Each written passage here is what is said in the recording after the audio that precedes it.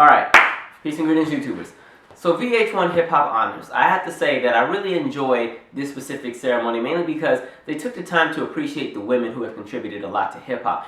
And what I really enjoyed the most about the 4 women that they honored is these women were not just women who were just rappers, but they contributed so much to not only hip hop, but to pop culture, to entertainment, and to so many things. Whether it was Lil' Kim with the fashion, and just being so free-spirited with the whole sexuality and everything like that, and kind of almost revamping and changing the imaging of what was the norm at the time for a lot of rappers in hip hop who were women.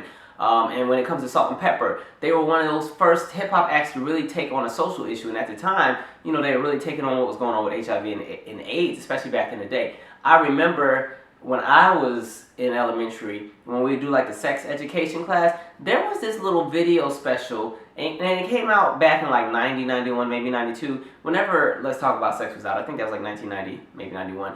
And they had a video special, and it was called Let's Talk About AIDS. And I remember they used to show that at the schools. And one funny thing about it is, Ashanti, the R&B singer, is actually in that video when she's a little girl. And it's so funny because it's like I'm this little kid watching this thing.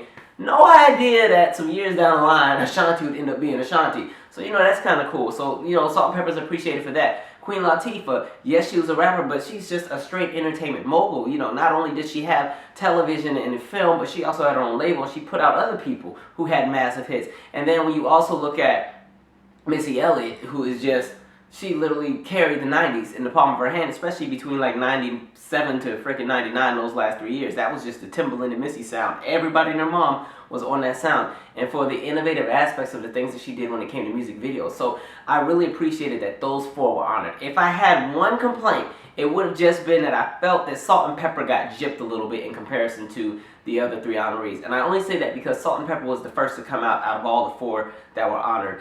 And Salt-N-Pepa really opened some lanes for a lot of people, and a lot of individuals in the industry marketed themselves and molded their imaging after Salt-N-Pepa. As much as I love TLC and as much as they're my favorite group in the world, you can honestly say that a lot of their imaging during the TLC tip era was kind of modeled after what Salt-N-Pepa was doing at that time, even with the way that their music was. You know, you had, especially the first album, was a lot of Left Eye, and then you had T-Boz and Chili kind of singing the hooks and singing a few bridges here and there. But when you look at the formula of what Salt-N-Pepa was doing around the same time, it was always something where they had very similar sounds. Like TLC and Salt-N-Pepa, in my opinion, had a lot of songs that could have been interchangeable between either group. And that's no diss to TLC, but it's just going to show that the lane that Salt-N-Pepa had opened for groups like TLC to become what they were. But I really wish they would have given a little bit more to Salt-N-Pepa, you know what I mean? And another thing that I always say about Salt-N-Pepa is we always give Lil' Kim a lot of credit for, you know, being that one to really just open up as far as sexuality and the imaging. But people sleep on the fact that Sandy's Pepper, what's Salt's name? Cheryl. Salt was that one in that group who, back in the day, she was the sex kitten, especially during the Very Necessary era. Like, I feel like even that opened the lane for Lil' Kim to be upfront and honest about how she wanted to portray herself. If you go back and you look at those throwback performances, you listen to the lyrics, you see just the imaging, the outfits. They were sex symbols back in the day, especially Salt. So they kind of sometimes don't get credit for that, but you know, I think overall I really enjoyed the show because there were so many people who were involved. There were so many people who were there.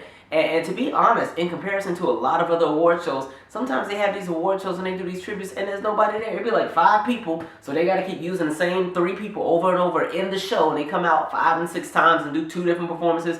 But this one, there were so many people, I can't even name everybody who was there because that's how many people they had. I mean, they went into the trenches and found all kind of entertainers we haven't seen in years. The minute they told me they had somebody out there from Sequence, I said, Sequence? You know, that's Angie Stone's old rap group before she went into Vertical Hold and then before she went solo. I'm like, Sequence? You know, they had the, I can't think of the song, but they were on Sugar Hill Records, and they had the little doom, doom, doom, doom, doom, doom, doom, doom. And it's the only thing I can remember from that song is there's some song a Wonder Bros group says some line like, something like Michael Jackson. My daddy had it on vinyl, so he used to play it all the time. That's all I remember. But yeah, so I was like, okay. I mean, they found the Brat. They found Miss Jade. They found Babs for making the band. Like, they was just pulling out people. What you doing? You want to come do the tribute? Okay. All right. I'll see you then. All right. I mean, they were just pulling people from out of nowhere. I mean, they got Monica out there, Tweet, and Tweet actually gives a really good show. I just saw her about a month ago at Howard Theater. She gives an excellent show. you know, Fantasia's always going to do a tribute. So Fantasia was there. You can never turn down a Fantasia tribute. You know what I mean? And, you know, the performances, they were hit and miss with me. And a lot of the performances that were misses with me, it had nothing to do with the actual performances, but it was just the way that they were edited and the production overall. I hated that they kept doing the bird's eye angles, like looking down at I guess the visuals that were on the stage as far as the floor, because it made you miss a lot of what was going on the stage. During Keke Palmer's part, I could think when she was doing Salt-N-Pepa, she was doing a whole lot of choreography and stuff, but you missed it all because the camera angles were wrong. So some of that I had an issue with. Rich Homie Quan, sir, you had one job. First of all, you only had to do a handful of bars, and I'm sure they asked you at least a week in advance to prepare for this. So I don't understand how you messed up them lyrics. So I'm sure Twitter is going to drag you for that. Get that together. See, this is what happens when you don't be doing your research and then you try to do a tribute. Okay, when you are giving tributes to legends, you're supposed to have that stuff together. But I'm not going to let him off the hook because I didn't particularly care for that specific performance at the whole Little Kim part that she did. I was like, Kim, what's going on? Something about that whole performance was off to me. I don't know. Kim got out of breath randomly. I'm like, Kim, what you doing? What you doing? I done already bought these Bad Boy reunion tickets. What you doing? But you know, Kim is still Kim. She'll do what she does. But she usually is a little bit more hyper. But I think it's also because a lot of the songs I wish she would have performed, Teyana Taylor beasted on tonight. Like, Teyana Taylor is the highlight from this show tonight, in my opinion. She came out, and I mean, she ate that stage. Just ate it.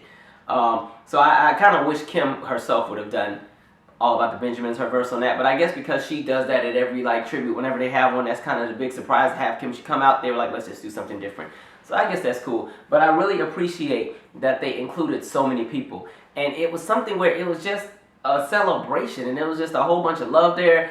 And when you just look at how many people were involved, that was the part I was stuck on. I was like, there were so many people. They may not be A-list, they may not even be B-list, but at some point they were important to our history, our culture, our music. And so to see all of these people just come out of the woodworks to honor those four, it was great because, you know, a lot of the women in hip-hop were heavily ignored. Like, some of my favorite female rappers have never gone platinum, have never even went gold. And then there's some who are forgotten. Like, I think one of my favorite rappers was MC Trouble, but, you know, she died from an epileptic seizure. And so she only really had like 2 or 3 singles that really popped off before she could really become who she was, and then she died.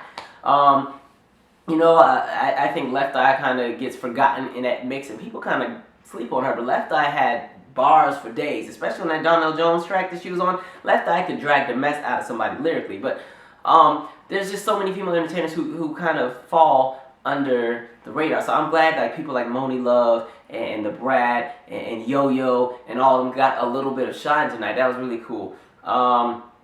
I think it was great that we're finally giving people, you know, their roses while they're still here. Now, the thing that I took from this is, to me, this was symbolic of them all laying out the torch. Like, okay, we've carried the industry this far. We're putting the torch here. Now it's up to the rest of you to come and take it. And so now the question is, who of the newer generations are coming to really take those torches and carry them on and carry that legacy? What I liked about the four that they honored is when you look at how diverse it is as far as what they offer to the industry.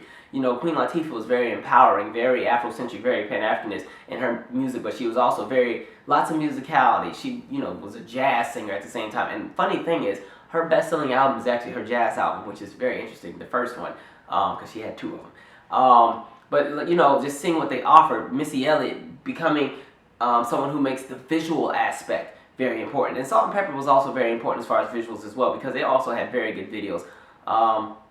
It was just so entertaining to just see how far everything has come. And it made me feel old, y'all. I was like, dang, I'm old as hell. Because it was like all these people were coming out and I remember all these different songs. Especially when Queen Latifah was doing the house song, like, yeah, baby, honey. I was like, yo, I was like 5 when that came out. Like, oh, no, I was probably like 3.5. But I remember my parents used to play that at the little house parties that we used to have in the apartment when I was little. And Moni Love, back in the day, was probably, she had one of my favorite songs to come out of the 90s. That was the It's a Shame. Like, that had to be my favorite song out of the whole New Jack Swing era when it came to female rappers. I really, really loved that song back in the day. So it was just cool to see, like, how much they have accomplished, because as you get older, sometimes time travels so fast, you don't realize how much some of these people have done until you sit back and reflect on it. Missy Elliot alone, for the songwriting and the production, could have had a whole special just by herself. You know what I mean? Queen Latifah honestly could have had a whole thing by herself. Lil' Kim could have had something just by herself. I know her, maybe she's not one who had the big entertainment dynasty like somebody like a Queen Latifah. But when you talk about hip hop and you talk about her contribution to hip hop and fashion and culture and basically just being someone who could go with, toe to toe with anybody. Like, Lil' Kim is respected because of the fact that she not only was a lyricist, but she was dope at it. And nobody was seeing her at the time that she was out. There were other female rappers who were out at the same time, but there's just something about Lil' Kim that just, people clung to it. Or like, you cling to it. Now, when I was little, man, Lil' Kim was not allowed in my mama's house. She said, no, you're not listening to her. No, you ain't playing her up. Turn her off. I'm like, okay, cool. So, but like, Lil' Kim, I have I have an appreciation for her because Lil' Kim was just, she's one of the first that could be 100% transparent and say, okay, you don't have to shame me. Because a lot of people kind of side-eyed her the first time when she first came out. Because it's like, when you look at what the entertainers were doing in the past, they were very covered up. They were very, there was one element of how to empower women. And so it was one lane and how you did it. So when Lil' Kim came out, a lot of people were looking at her and Foxy like, what y'all doing? That's not what we're going for. So, there's a lot of people who don't really respect the legacy that Kim or somebody like Foxy has. But I feel like all of the elements of what all of these female rappers offered are important to hip-hop culture. And it's important that women are still respected in the industry. It's important that we don't set up the industry to the position where there's only room for one female entertainer. And that's kind of what's been happening in recent times. But at the same time, the labels are different, and there's just not as many people who are out these days. But what I loved about the 90s and even the late 80s is there were so many who were out. So if you didn't care particularly for one person, there were a bunch of other people you could listen to. So I think you have to get back to the essence of that. So, if you didn't like Salt-N-Pepa back in the day, it didn't matter because JJ Fad was out. If you were not somebody who cared for Queen Latifah, MC Lyte was right there. And some of the other rappers who were right there. If you didn't care for Salt-N-Pepa, if you consider TLC to be a hip-hop group, you had them right there. And you had other girl groups. And you had 357 from Oakland. So you had all these different groups and everything. So I enjoyed that they did that. I love the effort that went into the performances. My issue was just that some of the production was a little off. So it made the performances not come off as good as they could have. And sometimes when you're in smaller venues, the angling of the camera, you almost want to make it look like the production is bigger than what it is. So sometimes when you're showing too much of the house and showing certain angles, it just makes everything look so much more small scale. And like I said about Salt-N-Pepa, it just was killing me that they had been just sitting up there the whole time by themselves. I was like, what's going on? Okay. Because Lil' Kim seemed like she just wasn't up there the whole time. She was backstage doing her 8 different wardrobe changes and everything. But I really enjoyed everything. I love the messages that they all had. I love that they're not afraid to talk about what's going on with the police. And the thing about it is, even if they are not as informed about certain issues and everything, they weren't going to open their mouths to say anything foolish. They were only going to come out with positivity and work towards solutions. So I appreciate that. I appreciate the call to action. I appreciate the empowering elements where they're saying, okay, well, we did it. This is how you can do it, and you can be great too. And so these are legends that you're watching. Salt-N-Pepa is legendary. I mean, for them to have started out working at JCPenney and somehow to become these big giant legends, and Sandy Pepper, if you ever read her book, it's a really good book talking about just her relationships and her experience. That's why I was kind of side-eyeing what was going on when Tretch was on the stage, because if you read that book, he ain't doing too well back in the day, Tretch from Naughty by Nature. And I also laughed a little bit when they had Faith Evans honoring Lil' Kim. I kept looking like, how is Faith sitting here? And they talking about, and Kim, me and Biggie, we just, I've been like, you know what? Okay, all right, Kim. But hiccups and everything. I'm dying, y'all. Getting old. But no, I really enjoyed this. Let me know what you think. Sorry I didn't really go into depth about all the different performances and everything. It was like there was just so many things going on. I was just honestly watching it. I didn't even write my notes like I normally do. But I enjoyed the performances. I mean, they even found Ashanti. She performed. I'm not mad at them at all. This was very well put together. I love that they put energy and effort into honoring all of them. And that's my 2 cents. So I'm out. Subscribe. Let me know what you think.